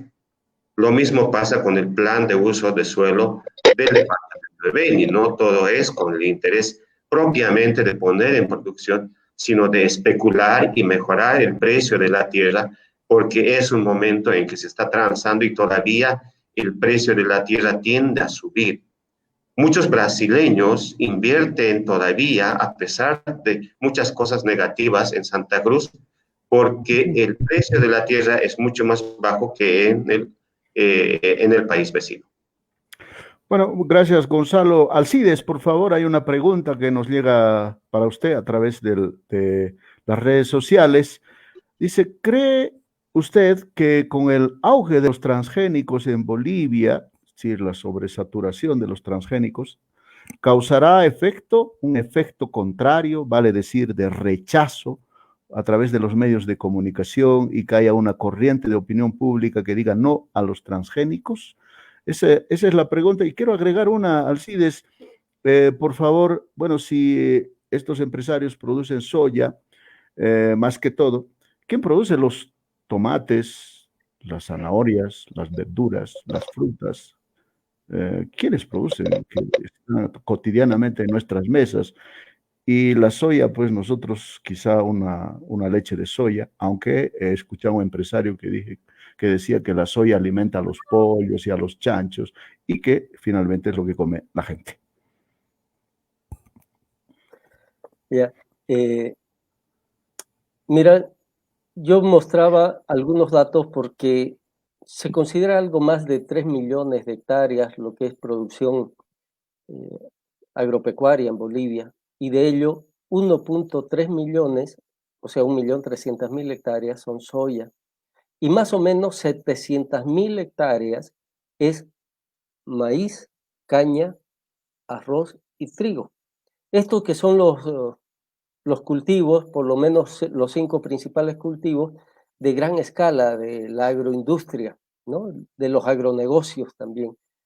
Y estos son grupos de productores muy pequeños. En realidad, habría 1 millón de hectáreas de producción agrícola que estaría en los diversos cultivos de alimentos, que es lo que consumimos nosotros, además de estos 5 que estoy señalando, y estos son producción de pequeños campesinos. Pero incluso yo señalaba como en el tema del maíz, estamos hablando de arriba de 200.000 productores, de los cuales no son más de 5.000 los que son medianos y grandes productores, los demás son pequeños productores.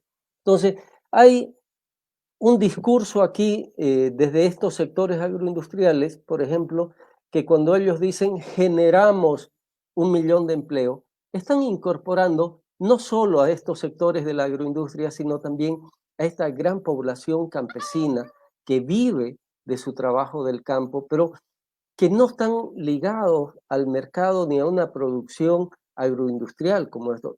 Son 2 tipos de economía, 2 tipos de producción que es importante señalar, y es la de los agronegocios la que está impulsando este tipo de propuestas de transgénicos. Yo quiero señalar también de que el ex relator de Naciones Unidas para el Derecho a la Alimentación, señala que con estas 3 fusiones de las grandes empresas de los agroquímicos y de los transgénicos, lo que se está viendo es que a partir de ahí hay una ofensiva mayor del tema de transgénicos hacia América Latina, pero también hacia el África sub-Sahara, ¿no? Abajo de las zonas desérticas. Entonces hay una presión. Se considera para estos gigantes de los agrotóxicos que estos son los mercados donde ellos tienen que impulsar este tipo de producción, este tipo de modelos agroindustriales.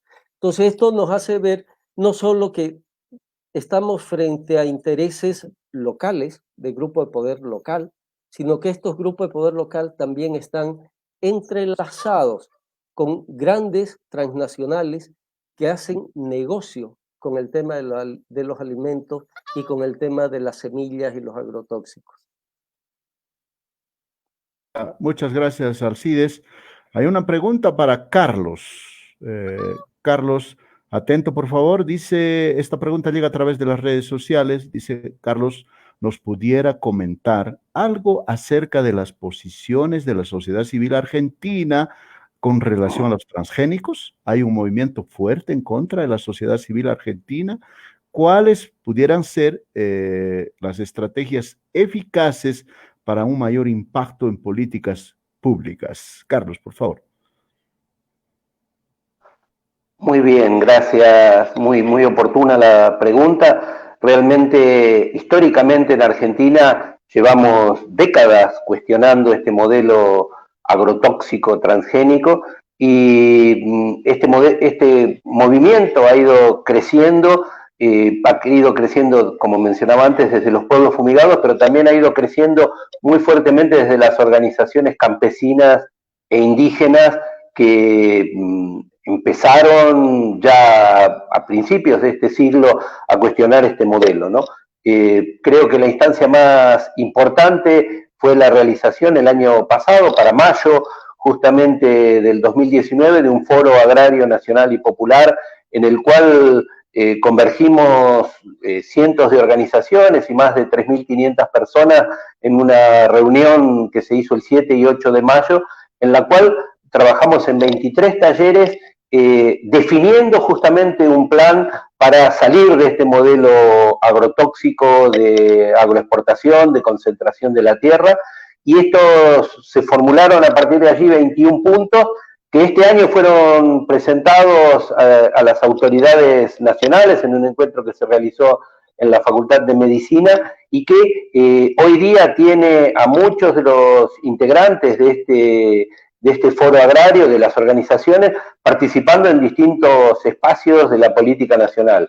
El secretario nacional de Agricultura Familiar es un integrante del Movimiento Nacional Campesino Indígena, el director del Mercado Central de Buenos Aires, que es el principal punto de concentración de verduras, es Nahuel Levalle, integrante de la Unión de Trabajadores de la Tierra, la UTT, así que se han producido avances importantes, pero bueno, como planteaban Alcides y Gonzalo, aquí también hay una cuestión de grupos de poder muy fuertes, la sociedad rural argentina como principal cara visible de estos grupos de poder y los grandes medios de comunicación que no permiten avanzar hacia una salida de este modelo, pero sí claramente a cuestionarlo, como hace muy pocos días lo ha hecho el mismo ministro de Medio Ambiente, vinculando claramente al agronegocio, a las fumigaciones, a los desmontes que se producen por el avance de la frontera agrícola con la pandemia, ¿no? Gracias, Carlos. Una pregunta para Gonzalo, a través de las redes sociales. Gonzalo, la pregunta dice así. Voy a resumirlo porque es extenso que lo que nos ha escrito este internauta, y dice más o menos: si este es el momento oportuno que estaban esperando los especuladores de tierras, en el mercado de tierras, para apoderarse de inmensas extensiones y hacer uso, sembrar semillas transgénicas ahí, comercializar, además, vender tierras a estos grandes empresarios. Ese es el contenido de la pregunta, Gonzalo. Sí, entiendo. Hay un antecedente de lo que está sucediendo en este momento y de hecho de lo que ha pasado el 2019 con los incendios forestales. Ustedes recuerdan que en Santa Cruz se han batido todos los récords históricos, 3.6 millones de hectáreas incendiadas en la gestión 2019 hasta septiembre por lo menos. El antecedente de eso ha sido obviamente la flexibilización de la norma, los perdonazos a las quemas ilegales de los años anteriores, etcétera. Pero otro factor importante de eso y lo que está pasando ahora es el hecho de que por lo menos estoy hablando entre los años 2011 y 2000, por lo menos 16, la cantidad de tierras que se ha entregado con títulos de propiedad agraria en Santa Cruz ha sido enorme, sin antecedentes históricos. Se han liberado todas las observaciones, se han levantado todas las barreras a la verificación de la función económica social, ha perdido el norte las organizaciones sociales que hacían control social. En vez de control social, ellos validaban los procesos de saneamiento.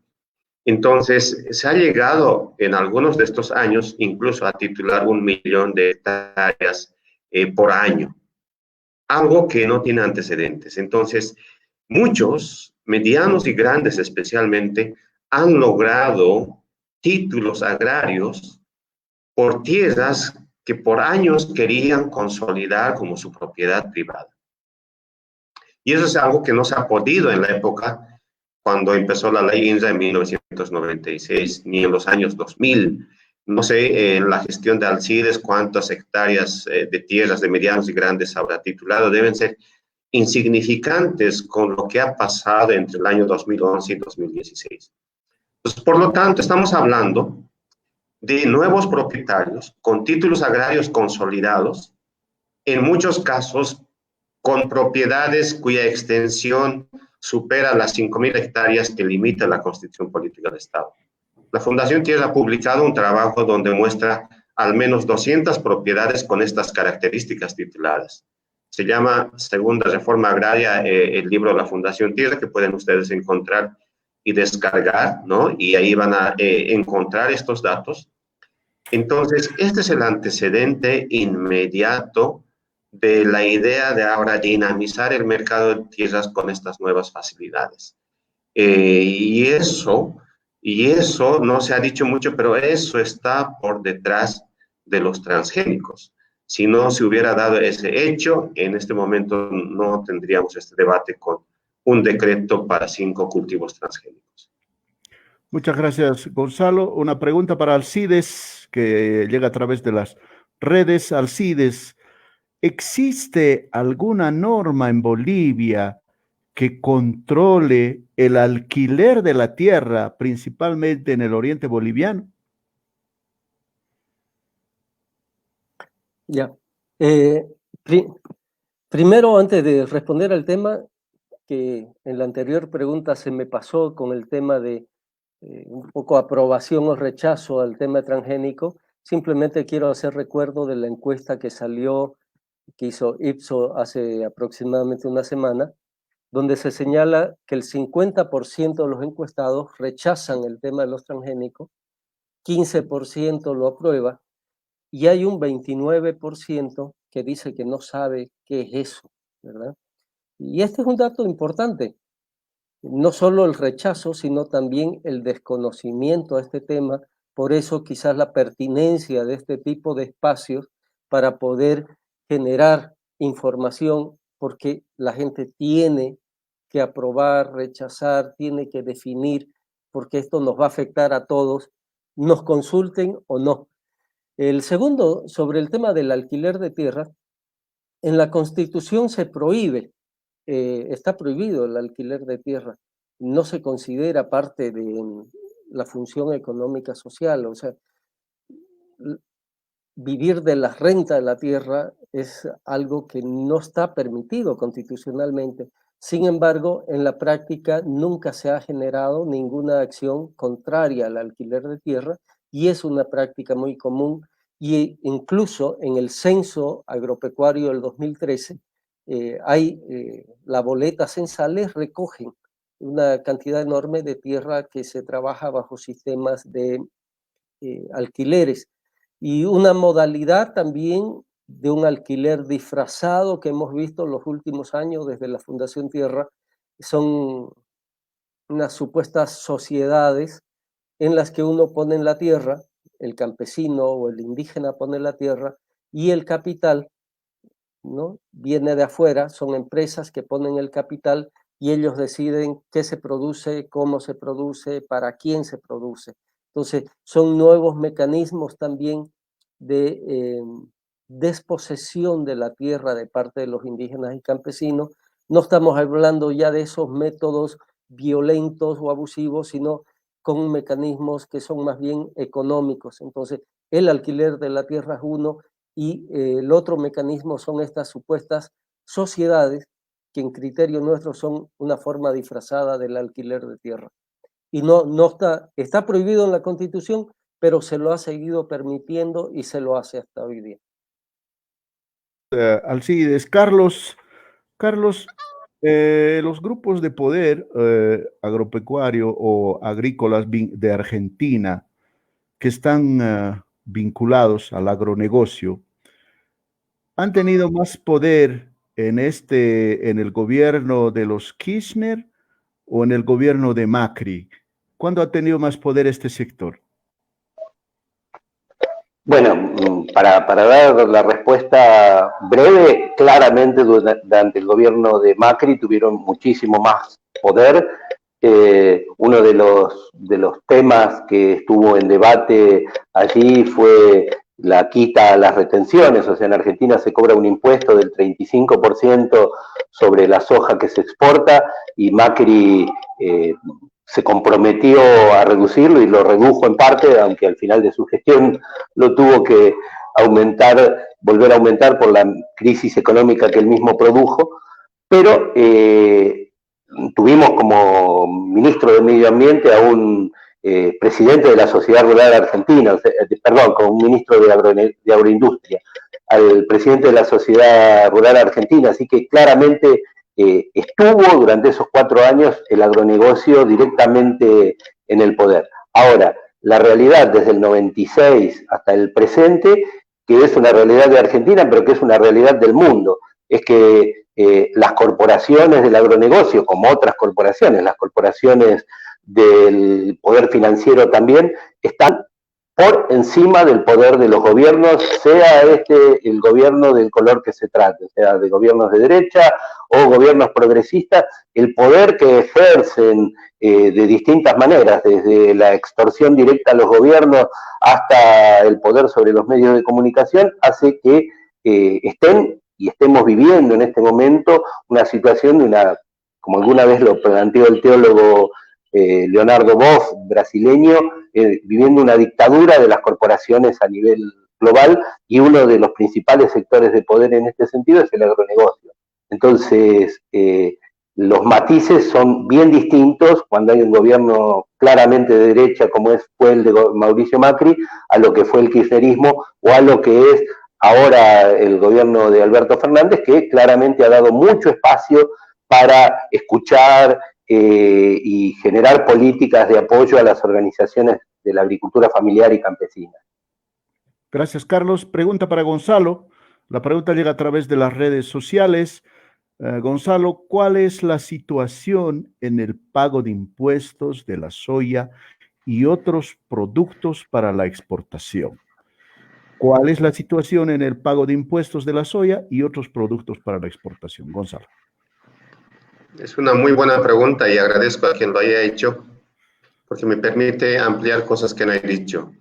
El sector agropecuario tiene un régimen tributario diferente que se llama régimen agrario unificado, que sustituye al IVA, que sustituye al impuesto a las utilidades. Este impuesto agrario unificado pagan los medianos y grandes, y se paga por hectárea con una alícuota que se define por ley. La última del que tengo conocimiento, del año 2015, me parece que es, define 25 o 26 bolivianos por hectárea año. Una hectárea de soya de medianos y grandes productores, estoy hablando, es decir, de la mayoría de la producción soyera, eso es lo que aporta al país, ¿no? Si por vender 2 toneladas de soya obtiene, como en este momento, cerca de $600 y su contribución tributaria es 26 bolivianos. Cualquier comerciante, cualquier trabajador que factura o un consultor que obtiene esta cantidad paga pues un impuesto, por lo menos IVA 13%, ¿no? Entonces, esa es, creo, una señal muy evidente de los privilegios que se han conquistado con el tiempo y privilegios que se traducen en el hecho de que no se aporta al país como se dice. El aporte del año 2018, que yo he revisado el régimen agrario unificado, la recaudación tributaria no pasa de $4 millones. Los que aportan mediante el régimen simplificado, que son los pequeños comerciantes, ellos pagan en total mucho más que el total de los aportes del régimen agrario unificado. Una pregunta que yo hacía a los agropecuarios aquí en Santa Cruz es si ahora dicen que van a duplicar la producción por hectárea, ¿significa también que ustedes se comprometen a duplicar su aporte tributario? Y esos temas no se tocan, no son parte del debate y el gobierno no tiene interés en este tipo de debates. Y esos son los temas de fondo, ¿no? Se oculta o se dice que han generado un ingreso de más de $10.000 millones, que es el 12% del PIB, pero lo que importa en términos muy concretos es cuánto pagan, cuánto tributan y cuánto ponen a las arcas del Estado. Y eso es casi nada en este momento. Otro punto, y dejo ahí, hay un tema que muchos no saben, que es el impuesto a la tierra. Existe impuesto a la tierra desde la época de Banzer, desde la época de Sánchez de Lozada. Es una alícuota que calcula por autoavalúo el productor y que recogen los gobiernos municipales. Pailón, Cuatro Cañadas, etc. Por lo que he visto, en estos municipios, en este momento hace tiempo se ha dejado de pagar este impuesto a la tierra. Muchos productores ni siquiera saben que hay esta obligación y los municipios simplemente han anulado la recaudación de este impuesto. Entonces, el impuesto a la tierra que antes justificaba la función económica social, ¿no? Ahora ni siquiera tiene recaudación a nivel municipal. Esos son los privilegios y las exenciones tributarias que rigen en este momento en este modelo soyero que estamos hablando. Muchas gracias, Gonzalo. Pregunta para Alcides. Alcides, ¿por qué la poca cobertura, dice este amigo o amiga que nos pregunta a través de las redes sociales, ¿por qué la poca cobertura de la prensa a este tipo de temas tan importantes para la sociedad boliviana? Bueno, yo creo que podrían haber quizás 3 razones. La primera es que normalmente la prensa, los medios de comunicación difunden lo que se vende, ¿verdad? Y entonces quizás no es un tema que está posesionado en la opinión pública, todavía no se ve un interés nacional. Segundo, porque si ustedes ahorita ven televisión, si escuchan radio e incluso si ven YouTube, todo lo que van a ver es publicidad del gobierno. Entonces, quien paga por la publicidad y es el gobierno quien está aprobando este decreto para aprobar los transgénicos. Entonces, me imagino que gran parte de los propietarios, por lo menos, de medios de comunicación, lo que menos quieren es plegarse a una campaña o a una posición de cuestionamiento. Tercero, porque no se conoce, y eso no demuestra la encuesta Ipsos, ¿no? Pero además, quiero decir que esto es poca cobertura, porque también lo que hoy estamos viendo con esta cadena de radios que están retransmitiendo o lo han hecho, por lo menos en la parte anterior, este evento, nos muestra de que también hay medios que quieren mostrar y quieren informar a la opinión pública. Entonces, son ciertos medios, los más comerciales, que quizás están en esta lógica, primero, porque no vende, segundo, porque no hay que hacerse problema con aquel que está llenando las pantallas y las redes de publicidad, y tercero, porque no se conoce de qué se trata y qué efectos puede tener. Gracias, Alcides. Carlos, por favor, dice, en Argentina, ¿existen semillas transgénicas de maíz y trigo? Carlos, voy a reiterar la pregunta. Dice, ¿existen en Argentina semillas transgénicas de maíz y trigo? Bueno, creo que es también súper interesante la pregunta, en primer lugar, porque varios de los transgénicos que se están tratando de imponer en Bolivia con este decreto tienen que ver con desarrollos hechos en Argentina por una empresa que se llama Bioceres y que tiene, por supuesto, también asociación con corporaciones transnacionales, pero que ha desarrollado productos que básicamente con el discurso de la resistencia a la sequía están tratando de meter otros agrotóxicos como es el glufosinato de amonio. En Argentina, y aporto también a una pregunta anterior sobre el tema de la papa, hay aprobado muchos maíces transgénicos, desde fines del siglo pasado empezaron a aprobarse y se cultivan maíces transgénicos resistentes al glifosato y los que producen la toxina BT, y maíces con la combinación de ambas características. Existe una papa transgénica aprobada, lamentablemente, que en algún momento tuvo restricciones para cultivarse en la región andina de Argentina, pero que es una amenaza para la contaminación en toda la región andina, centro de origen de la papa, y existe la intención, con mucha fuerza, de aprobar un trigo transgénico que es resistente a la sequía y al glufosinato de amonio.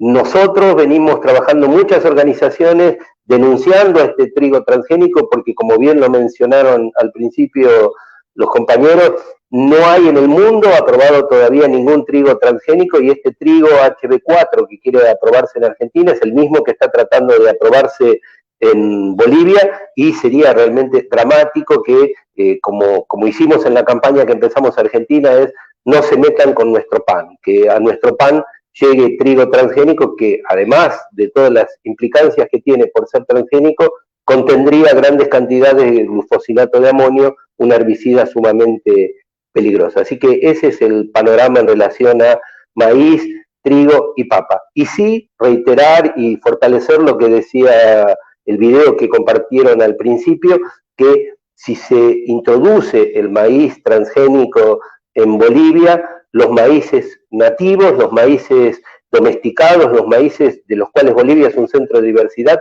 sin duda se van a contaminar con maíz transgénico, produciendo un daño irreparable a la biodiversidad agrícola de Bolivia, como se trató de hacer en México, y los pueblos de México, la Red en Defensa del Maíz, los pueblos originarios de México lograron desde hace 19 años frenar la introducción del maíz transgénico por su lucha por defenderlo como parte de su identidad cultural y base de su alimentación. Muchas gracias, Carlos. Gonzalo, una pregunta, y quisiera que cuando respondas, por favor, Gonzalo, te pongas a pensar en la gente que nos está escuchando en este momento en Mojocoy. Nos están escuchando allá a través de ACLO, y la pregunta va en este sentido. ¿Cómo le va a afectar al productor que está en Mojocoya y que siembra, por ejemplo, maíz, ¿no? En ese lugar, o frutas? ¿Cómo le va a afectar el hecho de las semillas transgénicas? Más que todo en el tema de maíz. Y también piensa, por favor, porque nos están escuchando también a través de Radio Pachacamás y Tahuantinsuyo, en el altiplano paseño, más que todo en el alto. ¿Cómo le va a afectar este decreto o esta disposición o levantar las restricciones para el uso de semillas transgénicas a la gente que vive en Pucarani, ¿no? O en Achacachi, o en Escoma, o finalmente la gente que vive allá en el Valle Alto Cochabambino, en Punata? Por favor, Gonzalo. Ya le está afectando. No pueden vender sus verduras, no pueden vender sus productos.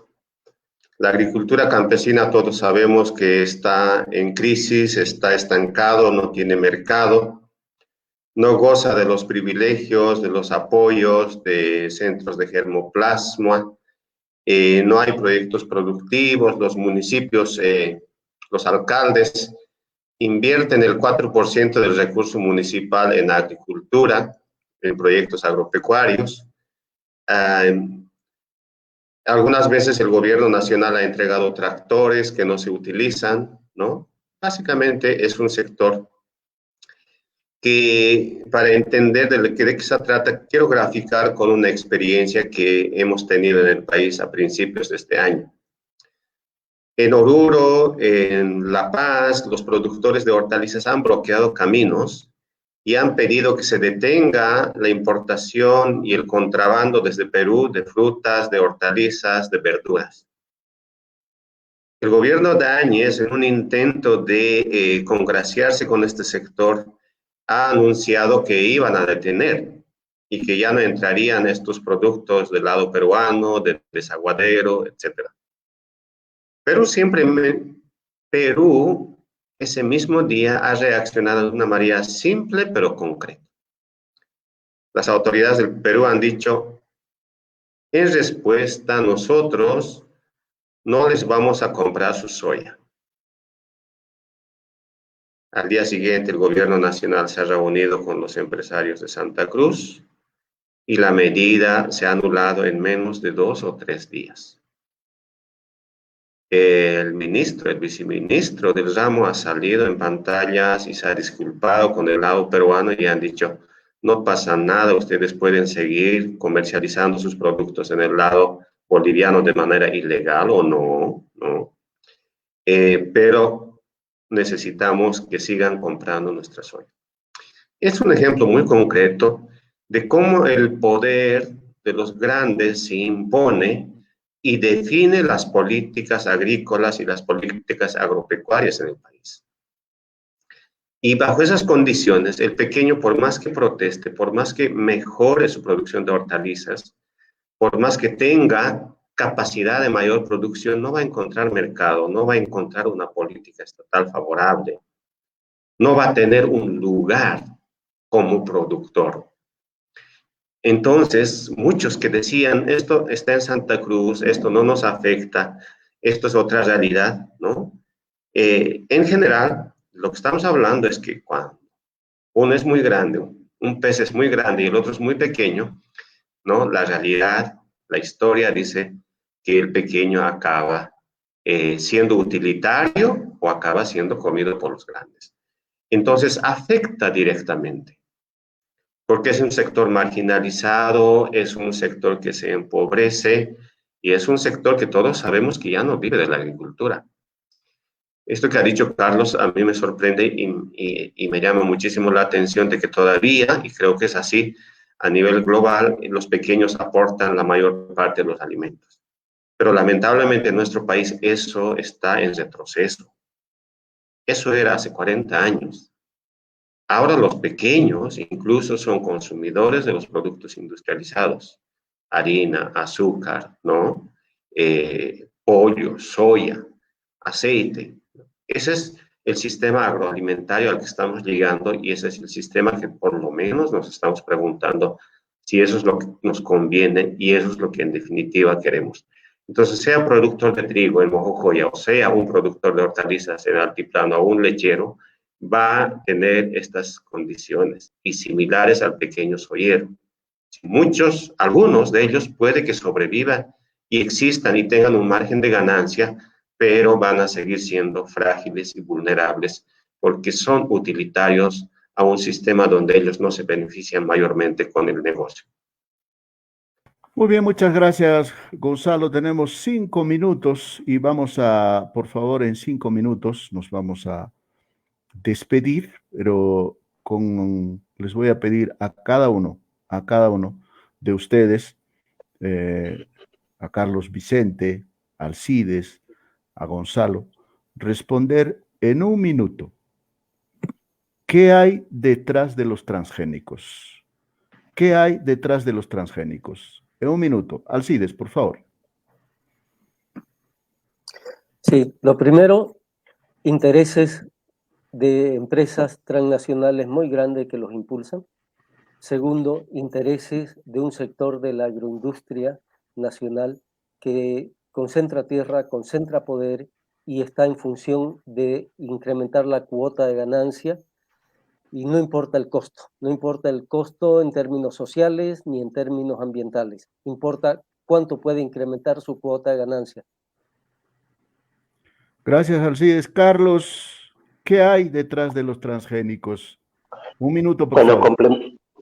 Complementando a lo que dice Alcides, con lo que coincido, hay la intención de convertir algo que es indispensable para la humanidad, que es alimentarnos, en un gran negocio que está enriqueciendo a un puñado de corporaciones productoras de semillas, productoras de agrotóxicos, transportadoras de granos, procesadoras de alimentos, grandes cadenas de supermercados. En todos los casos hay menos de 5 empresas que controlan toda la cadena, y así nos están despojando de nuestro bien más preciado, que es la posibilidad de alimentarnos, la posibilidad de tener soberanía alimentaria. Gracias, Carlos. Bueno, Gonzalo, para cerrar, ¿qué hay detrás de los transgénicos? Creo que ya se han dicho muchas cosas. Para no repetir, añado lo siguiente.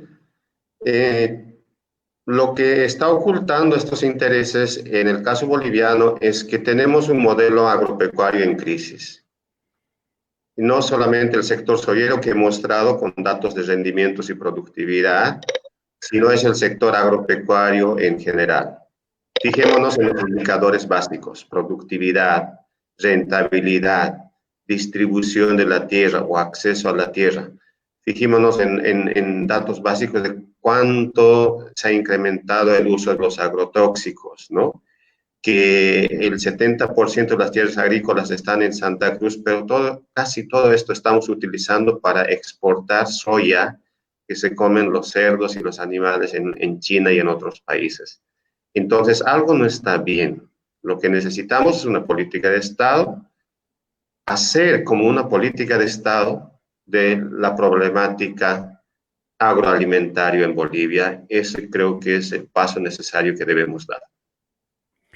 Bueno, muchas gracias a ustedes por habernos acompañado. Gracias por compartir sus conocimientos a través del foro que hay detrás de los transgénicos.